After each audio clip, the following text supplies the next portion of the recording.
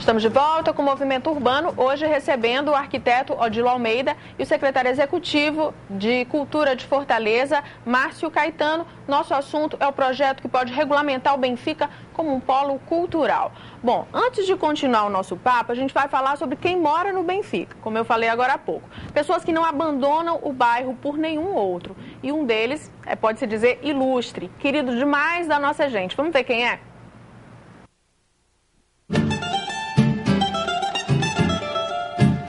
Batemos na porta de uma casinha charmosa, numa das ruas do Benfica, de onde se pode ver o imponente estádio Presidente Vargas. Um bug antigo na garagem é relíquia que entrega o morador. Ele é um homem apegado ao passado. Apesar de já ter estado nos 4 cantos do planeta, cobrindo Copas do Mundo, ele tem um lugar preferido no coração, o bairro onde nasceu e vive até hoje. O jornalista esportivo Tom Barros nasceu aqui no Benfica. Ele tem 64 anos morando e nunca quis se mudar daqui. A gente trouxe ele para uma praça tradicional do bairro, onde ele viveu a infância. Ele vai contar um pouquinho dessas histórias para a gente. Tom, como é que foi a sua infância aqui no Benfica? Agradável. Aliás, uma festa, eu posso dizer assim, a vida toda, porque a gente em contato com a natureza. Essa praça que você está vendo hoje aqui, que o telespectador está acompanhando, praça bonita, ela foi areia pura e aqui era um campo de futebol. E aqui, na minha infância, eu jogava bola e, por mais incrível que pareça, eu já tinha assim, uma vontade de ingressar no rádio. Subia nas mangueiras, inclusive uma raiva muito grande que eu tive, derrubar a mangueira, que era a minha cabine de locução, derrubar essa mangueira, um crime que foi feito. E eu transmiti os jogos das pessoas que estavam brincando aqui, foi assim, com a lata de óleo Pajeú da época, né? Aqui nessa praça onde nós temos. Então eu tenho uma afeição muito grande porque é o cenário da minha infância.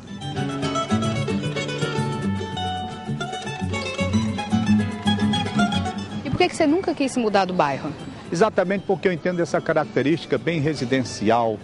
É uma característica diferente dos demais bairros de Fortaleza, porque as famílias elas se entrelaçam de coração de verdade. Nós ainda temos cadeira na calçada, ainda temos aquele costume antigo, se falta um cafezinho. Edneia, tem um cafezinho aí, olha, tem um limão para arranjar. Essa troca que a cidade, quando cresce, ela desmancha com o tempo, nós da Gentilândia conservamos. Nos bairros por aí, você mora num apartamento, não sabe quem é o vizinho do lado, às vezes nem se cumprimenta, não é? Aqui você sabe o nome de todo mundo, caminha, joga, brinca, é por isso que eu digo, a característica é diferente, por isso eu também não quis me mudar daqui. Quem se muda, geralmente, no fim de semana, tem uma passada ali no bar do Chaguinha, tem um encontro aqui na praça para rever. Tom é um amigo conhecido de muita gente por aqui. Simples e amável, não anda pelo bairro sem esbarrar e papear rapidinho com algum vizinho ou admirador. O jornalista só perde o bom humor quando vê a falta de cuidado com a Praça João Gentil, conhecida como Gentilândia. Ele acredita que a ideia de transformar o Benfica num polo cultural pode trazer benefícios para a melhoria e conservação da estrutura do lugar. Porque no instante em que você põe em atividade um polo dessa natureza, cria também um foco de observação muito forte para todas as outras atividades do bairro. Então as reivindicações serão mais fortes. Os problemas, quando aparecerem, há uma maneira mais simples até de se reivindicar, porque traz aqui para dentro as pessoas em virtude da própria atividade. Isso é uma coisa fundamental, acho que não apenas aqui para nós, mas se todo o bairro tivesse também uma atividade dessa natureza. Mas, discordando dos mapas da prefeitura, Tom Barros e outros moradores defendem limites diferentes para o bairro, que, segundo eles, devia se chamar, na verdade, apenas Gentilândia. A turma da Gentilândia não gosta muito de dizer que mora no Benfica, não. E nós queremos o quê? O reconhecimento de que o lugar existe. Não temos nada contra o Benfica, pelo contrário.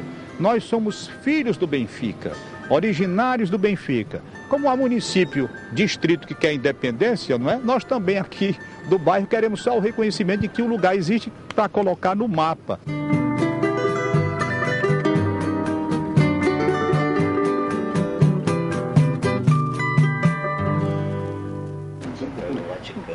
Bom, a gente viu aí que o Benfica, ou a Gentilândia, como o Tom prefere separar, ele guarda de fato essa característica da moradia, do bairro estritamente residencial, pode-se dizer. A chegada desse polo cultural, ela não pode interferir um pouco nesse sentimento de pertença que os moradores daquela região têm, de que esse bairro é deles, de fato, coisa que a gente não sente muito em outras regiões da cidade? Eu acho que tende a reforçar, inclusive, porque haveria investimentos e haveria uma programação cultural que valorizaria o bairro de uma maneira geral. Não acredito que haveria uma invasão de estrangeiros, né? Não seria o caso. Mas se a gente parar para pensar, por exemplo, na Varjota. A Varjota virou um polo de gastronomia. Sim. E, na verdade, eu acho que ficou muito complicado a vida de quem vive ali naquela região, pela quantidade de carros, ali o movimento à noite, você quer receber uma visita em casa, não consegue que a pessoa pare ali na sua rua porque tá tudo cheio de carro. Isso não pode acontecer de uma certa forma no Benfica? Eu acho que a preocupação de ter um grupo que discuta e que tenha a participação fundamental das pessoas que residem lá, eu acho que é uma indicação para que questões assim não aconteçam. Eu acho que também não é assim, a chegada de um polo, não é que vai chegar nada, é a gente identificar o que está, né? Qualificar o que está, seja a infraestrutura do bairro, ou os equipamentos culturais mas a partir do momento que você potencializa essa programação... Sim, terão mais visitantes. Eu acho que o que tem que ser pensado é essa harmonia aí. Então tem que ter, desde a iluminação pública, a questão da mobilidade, a questão da segurança pública. Quais são um conjunto de ações que devem ser partilhados entre... as instituições que ali estão, entre o poder público, né, e fundamentalmente partilhado com a sociedade civil. Mas eu acho que deve ser pensado naquela escala que você também... Eu também tenho eu sou morador do Benfica, a Gentilândia, inclusive, né, que é um quadrado interno ao bairro do Benfica, ali no entorno do bar do Chaguinha, próximo ao PV. Mas eu acho que essas questões, eu acho que por isso que é necessário, quando foi dito no tempo, né? A gente pode aprovar muito rapidamente, se há um entendimento. Tem uma vontade do Executivo, a prefeita a autora dessa questão também, né? O presidente da Câmara, a gente não teria muito problema com isso, vamos dizer, de aprovar, de uma questão. Politicamente isso é muito pacífico. Eu acho que o que tem que ampliar essa discussão essas questões que você coloca, assim, quais as preocupações, né? A gente se antecipar a isso. E só para concluir, dizer o seguinte, que é uma discussão que não deve se limitar ao bairro, né? Eu acho que é um pertencimento para a cidade. A cidade, né? Toda. O bairro está bacana, né, de receber pessoas, de ter uma visitação, uma frequência naquilo que já existe lá, que é ofertado. O planejamento urbano, ele consegue equacionar essas questões.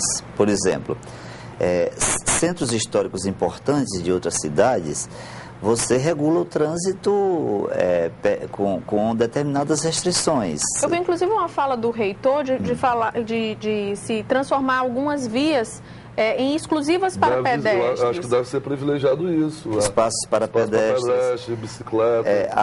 Áreas que você só transita o transporte público.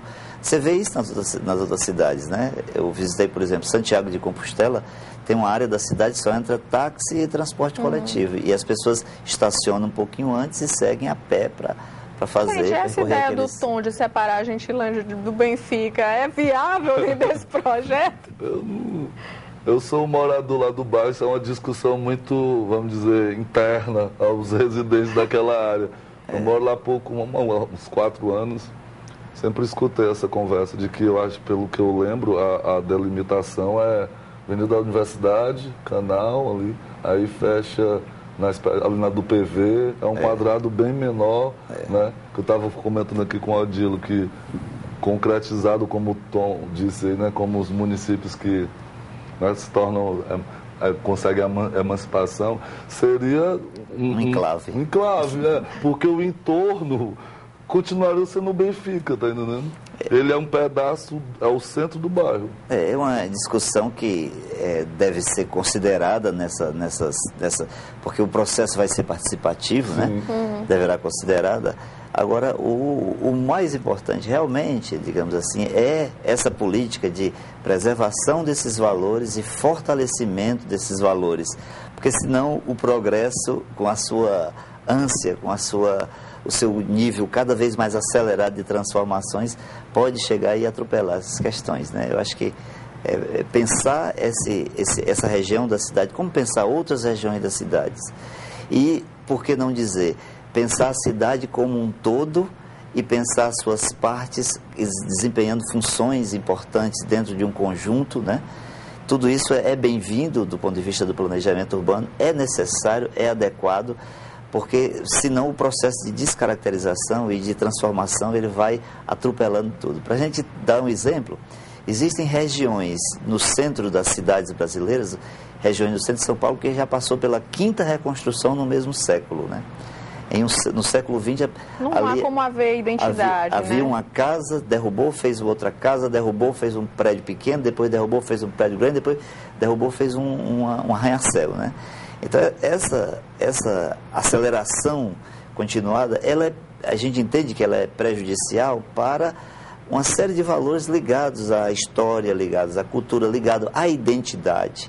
Porque, em última análise, vem a identidade, vem a autoestima, porque tudo isso tem a ver com o que a gente projeta ser, tem a ver com o que, em última análise, com o modelo de nação, o modelo de sociedade que nós queremos ser. Se nós não temos história, não temos uma memória preservada, dificilmente nós temos condição de ter base para construir um futuro de sociedade também. Com certeza. Bom, vamos para mais um intervalo. No último bloco a gente vai conferir como é a noite do Benfica. O Movimento Urbano volta já.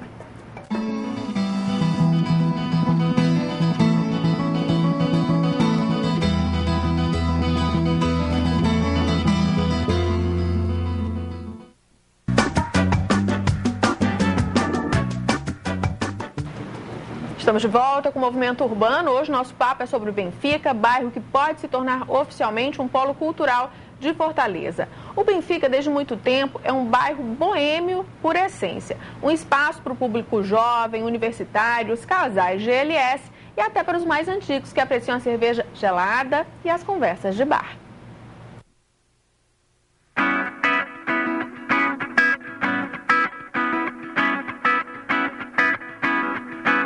Ninguém sabe como foi que começou, mas de uns anos pra cá, as barracas de lanche se multiplicam na Praça da Gentilândia.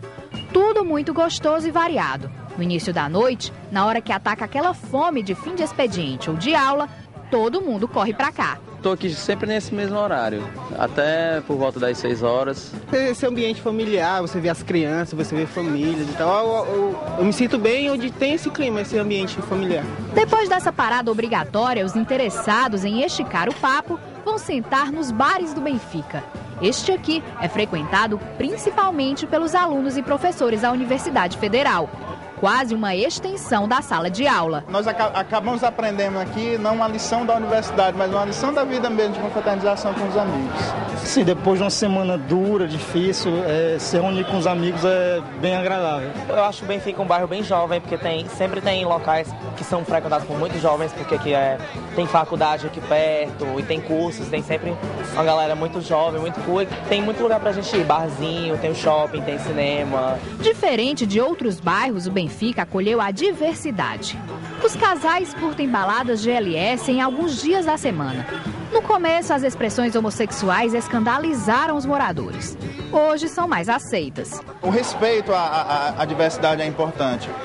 E é isso, o Benfica, ele traz consigo esse lance do carinho, do respeito da diversidade, e a gente tem mais que apoiar mesmo. É nessa convivência entre o moderno e o tradicional que a história do Benfica se desenha. Avesso às novidades desses tempos, um estabelecimento faz sucesso. É o Bar do Chaguinha. A cerveja geladíssima é servida desde 1956, nessa casa de esquina. Tu nem pensa em sair daqui? Só quando morrer. E ainda é para fazer a despedida daqui. Que eu tenho 80 anos aqui e vou ficar aqui. A companheira de seu Chaguinha, Dona Arabenes, é quem comanda a cozinha. Tudo muito simples e saboroso. Por que o senhor vem há tanto tempo aqui para esse bar? Por 2 ou 3 motivos principais. Dentre outros, né, o aconchego, a recepção que o Chaguinha e a esposa dele dá às pessoas que frequentam há tanto tempo. Segundo, pela qualidade do tira-gosto, né, bem preparado. É até histórico, a panelada do Chaguinha é conhecida. E quem aproveita desse clima boêmio no coração do Benfica, acaba sempre voltando muitas outras vezes. Mas com Eita, falar de Benfica e não falar do bar do Chaguinha, não tem como dissociar, né? O objetivo do projeto, assim, entre um dos objetivos, está em incrementar mais essa noite do Benfica? Com certeza. A tendência é você fortalecer essas atividades culturais a partir do momento que você, por exemplo, fortalece o teatro. Em torno do teatro você vai ter essa programação. As atividades, por exemplo, os partidos políticos, os partidos, o PT, o PCdoB, que estão todos na vida da universidade, né? Em torno das atividades dos partidos políticos, já existe habitualmente essa atividade boêmia, né? O IAB, que é o Instituto de Arquitetos do Brasil, que está lá desde os anos 80, né? Há mais de 30 anos, que está na Avenida Carapinima. As nossas atividades ficam entre o IAB e os bares da região, em torno da universidade, né? Então, o fortalecimento, ele passa também por alguns investimentos, passa por treinamento, né? Passa por atividades de natureza cultural. E, em resumo, se você conseguir juntar a integração dos espaços públicos, dos equipamentos públicos, como o Márcio Caetano falou, você ter o teatro funcionando, os museus funcionando, a universidade, a concha acústica reaberta para shows, para atividades que nós vivemos muito na nossa adolescência.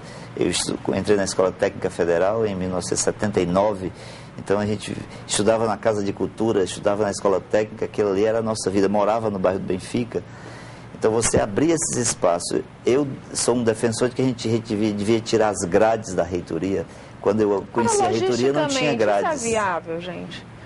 Logisticamente isso é viável? Porque, na verdade, a gente vive num momento em que a gente escuta falar em insegurança nos campi, não só aqui, é um problema que passa em várias universidades do país. A cidade já vive um problema de insegurança, assim, ou pelo menos uma sensação de insegurança que a população tem. Então, é viável a universidade, de fato, se abrir dessa forma, dispor os seus equipamentos para a população? Ou está muito assim no plano do ideológico? A gente queria que fosse assim. Não, porque já foi assim. E outros grandes centros utilizam esse recurso. E você abrir os espaços públicos é um gesto de gentileza urbana, né? Circular pessoas, né? E ter essa visibilidade é um fator também que colabora com a segurança. Colabora com a mais segurança. Do que você criar muro, né? Imagine. Pega os bairros de Fortaleza, o Papicu, o mesmo a Aldeota e tal, você não tem nenhum espaço de convivência, né? A via pública é exclusivamente destinada ao tráfego do automóvel particular, né? Tem os muros onde quem está dentro do prédio não vê a calçada, não vê a rua. Então eu acho que e essa história da programação dos equipamentos, assim, você abrir, mas também você aprimora uma infraestrutura para isso.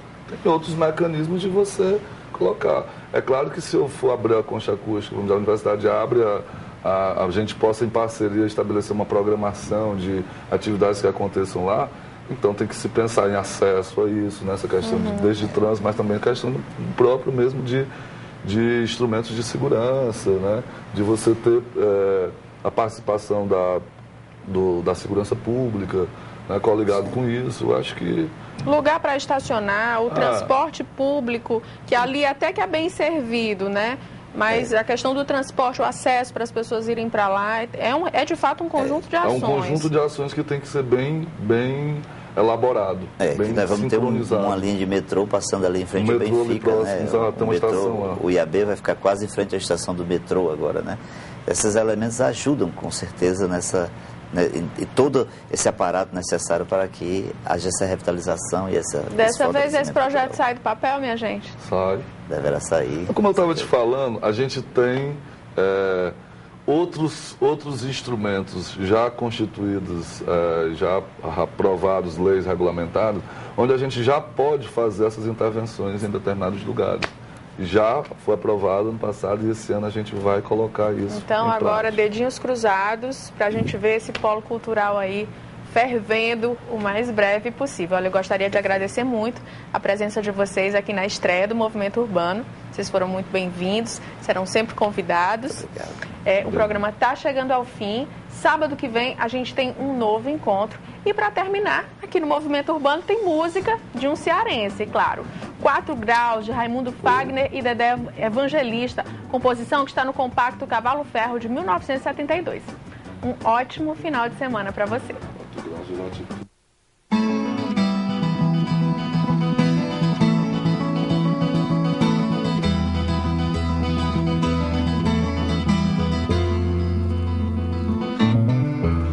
Céu de vidro azul, fumaça, 4 graus de latitude. Rua estreita, praia e praça, minha arena e ataúde.